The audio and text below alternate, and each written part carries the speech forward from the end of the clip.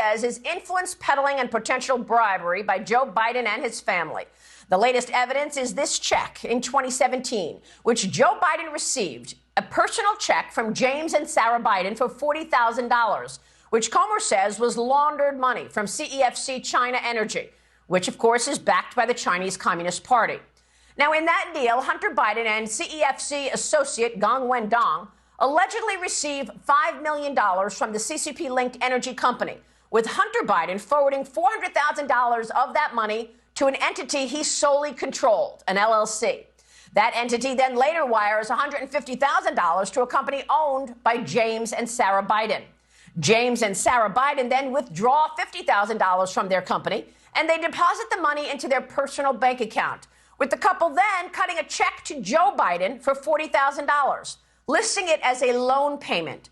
The transaction, allegedly the same business deal in which Joe Biden was listed as the big guy to receive 10% of all monies in an email sent by Biden family associate James Gilliar. The $40,000 check to Joe is obviously 10% of the initial $400,000 paid to Hunter Biden.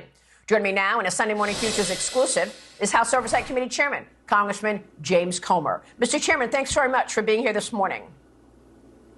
Good morning. Is that $40,000 check in step with 10% for the big guy? It sure is. And if you go back to that email that you just put on the screen, Tony Bobulinski, who was also supposed to be in on that deal with CEFC and the Bidens, where Joe Biden was supposed to get 10% according to Hunter Biden, it matches up perfectly. We traced the $40,000 check that Joe Biden received all the way back to that WhatsApp message where Hunter Biden claimed his father was sitting beside him, where he was shaking down the Chinese operative. That's where that $40,000 was triggered. Just a few weeks after that text message, that $40,000 landed in Joe Biden's pocket after the Bidens laundered it. But that money came from China, further evidence that Joe Biden benefited from his family's influence peddling scheme. Well, you have now released a lot of evidence with regard to this situation, whether it be witness testimony, 176 suspicious activity reports, now these checks going directly to Joe Biden. He says he never discussed business with his son, was never in business with his son. Are you planning on calling them in and getting subpoenas out?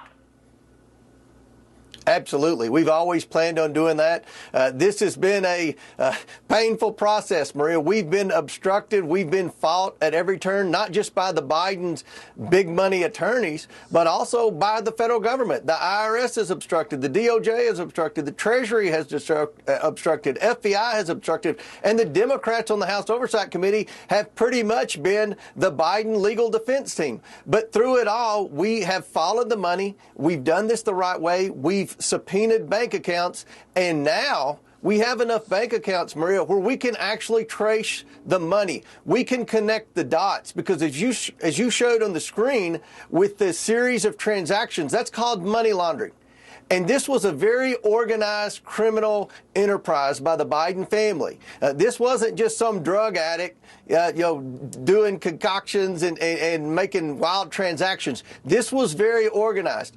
And the reason they did these complicated transactions was to disguise the source of the revenue and to deceive the IRS from paying taxes. So what you're going to see in the coming weeks is a lot of loans. Anytime the Bidens have money, they're going to claim it was a loan because you don't have to report loans on your taxes. If you're the IRS and you're just looking at someone's taxes, you would never know that Joe Biden got two checks for loan repayments, $200,000 and $40,000. You wouldn't know about all the money that we're going to show that James Biden took in and Hunter Biden took in from loans. Loans is a way, it's an integral part of money laundering where you deceive from the IRS about the revenue you're taking in. In other words, you're a tax cheat. Wow. So in other words, in addition to potential bribery, influence peddling, there could be tax evasion as well?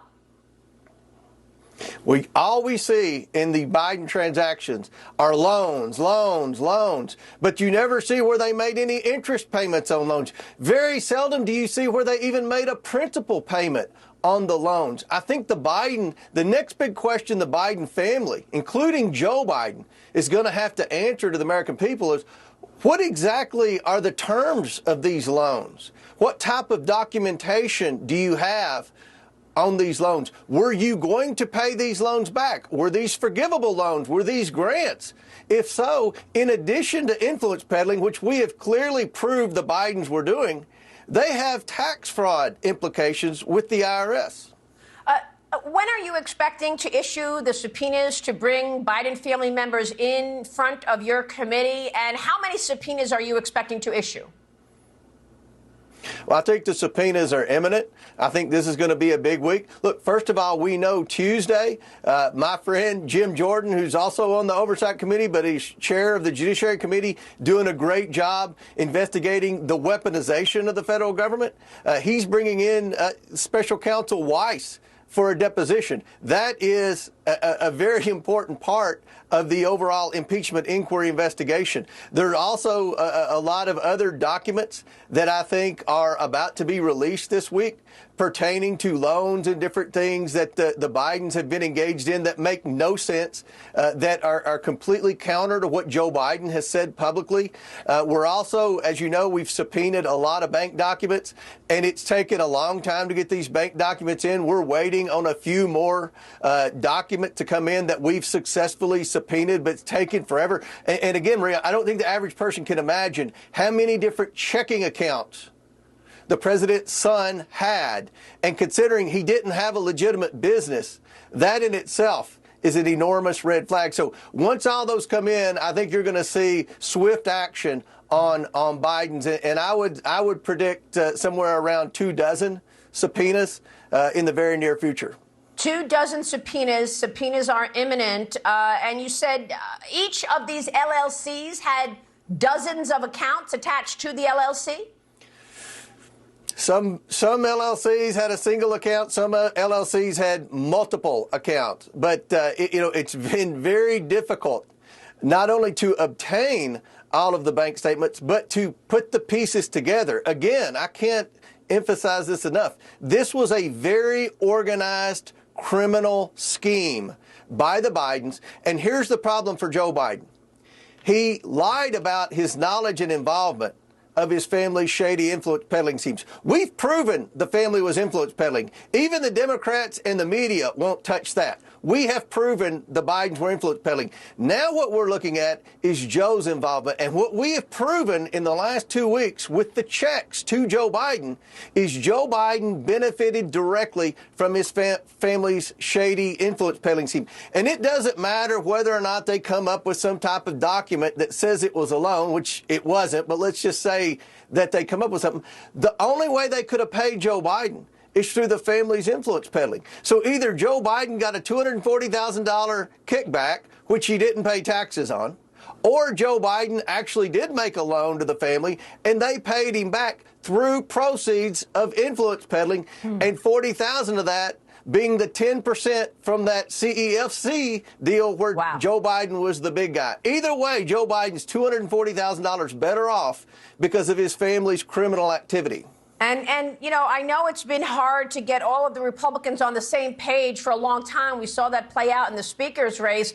But I see that your colleague, Don Bacon, tweeted out this video from the Wall Street Journal explaining the influence peddling potential here. Tell me about that and how important that is that you see somebody like a Don Bacon tweeting this out. He says this Wall Street Journal video explains the $240,000 payments that President Biden received from his son and brother and where that money originated from. The president must address this because this looks like old-fashioned corruption. Your thoughts? Don Bacon's one of the most respected members of Congress. In fact, he was the guy that a lot of moderate Democrats wanted to try to get elected Speaker of the House. Don Bacon doesn't want to do an unnecessary impeachment. He's a straight shooter. He's a moderate, good guy.